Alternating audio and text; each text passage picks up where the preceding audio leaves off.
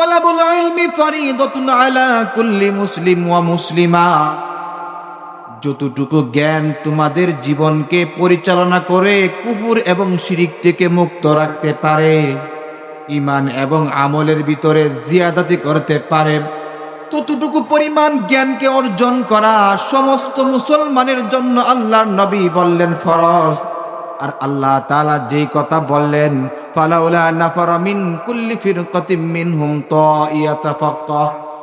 ইয়াতাফাক্কাহু ফিদ্দীন, ইলমে দিন শিক্ষা গ্রহণ করার জন্য কিছু মানুষ বের হয়ে যায় না। এটা হলো আফা লেভেলের উচ্চ মাপের একটা ইলম। প্রথম লেভেল হলো সাধারণ মানুষ।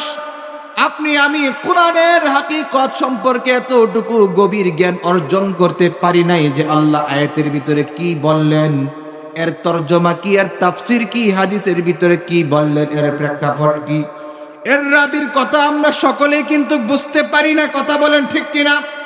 কিন্তু এতটুকু জ্ঞান অর্জন করতে হবে, ফজরের নামাজ আমাকে কেমনে পড়তে হবে, ফজরের নামাজের পরে আমাকে চাকরি করতে হবে, চাকরির ভিতরে, কর্মের ভিতরে, ব্যবসার ভিতরে, আমার জীবনের কর্মের ভিতরে কতটুকু হালাল, কতটুকু হারাম, কতটুকু জানা আমার জন্য ওয়াজিব, কতটুকু জানা আমার জন্য ওয়াজিব না, এই অতটুকু পরিমাণ জ্ঞান আমাদের সকলকেই অর্জন করার ফরজ। কথা বলেন ঠিক ঠিক না?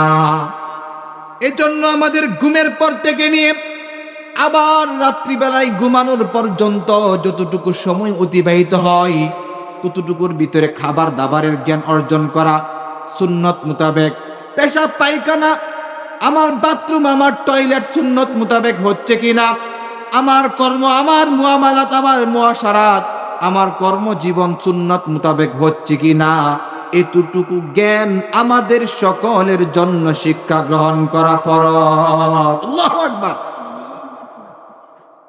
তারপরে আছেন কিছু মানুষ, এই যে আমরা এখানে যারা আছি সবাই কিন্তু প্রাথমিক লেভেলের মানুষ। মাধ্যমিক লেভেলের কারা? মাধ্যমিক লেভেলের হলো ওই সমস্ত উলামায়ে কেরাম যিনি আছেন, এই যে আমাদের মার্কাজুল উলুম ইসলামী মডেল মাদ্রাসার পরিচালক মুফতি আব্দুল্লাহ ইবনে আদম আল মাদানী সাহেব।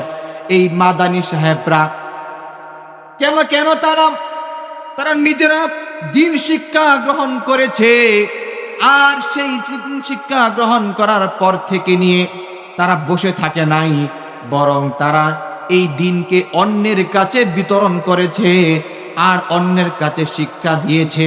নিজে শিক্ষা গ্রহণ করার পর থেকে নিয়ে মানুষের কাছে কোরআন শিক্ষা দিয়েছে, হাদিস শিক্ষা দিয়েছে। আর এই লেভেলের মানুষগুলা হলো মাধ্যমিক লেভেলের লোক। কথা বলেন ঠিক কি ঠিক না? আমরা হলাম মাধ্যমিক লেভেলের লোক, যারা কোরআন পড়ি, মোটামুটি তর্জমা করতে পারি, মোটামুটি হাদিসের অর্থ পড়তে পারি, তর্জমা করতে পারি। এটা হলো মোটামুটি মধ্যম লেভেলের পর্যায়। আর তৃতীয় নাম্বার স্তর হলো আল্লাহ যেই কথাটা বললেন, আল্লাহ রাব্বুল আলামিন মোটা দাগের মোটা মানুষদের কথা বললেন। আল্লাহ বলেন ফালাউলা নাফারা মিন কুল্লি ফিরকা। এখানে ছোট্ট জ্ঞান দ্বারা আল্লাহ রাব্বুল আলামিন আমাদেরকে বুঝাইতে চাইলেন, বান্দারে তোদের মধ্যে যারা কোরআন পড়েছে, অর্থ বুঝেছে, তাফসীর বুঝেছে, তরজমা বুঝেছে, এই সমস্ত ব্যক্তিগুলা কোরআনে কারিমের একটা আয়াত থেকে সে নিজে গবেষণা করবে, আর গবেষণা করে করে সেখান থেকে এক একটা আয়াতের মাধ্যমে, এক একটা হাদিসের মাধ্যমে এক একটা মাসআলার জীবন পরিচালনা করার জন্য ইস্তেমবাদ করবে। আর তারাই হলো ফকিহ। আল্লাহু আকবার।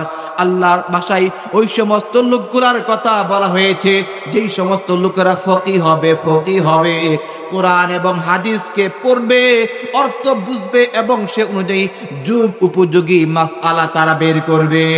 আর আল্লাহ বলেন এমন কিছু সংখ্যক লোক হবে জামানার ভিতরে, সবাই সেটা পারবে না। ফকিহ কাদেরকে বলা হয়? ফকিহ বলা হয় যারা গবেষক, কোরআন এবং হাদিসের গবেষণা করে, তাদেরকে বলা হয় ফকিহ। কোরআন এবং হাদিসের ভাষায় তারা হলো ফকিহ। ফকিহ জামানার মধ্যে একজন দুইজন আসে, প্রত্যেক জামানার ভিতরে ফকিহ আসে না। একজন ফকিহ হলো শয়তানের কাছে হাজার হাজার হাজার হাজার আবেদের চেয়ে উত্তম। আল্লাহু আকবার।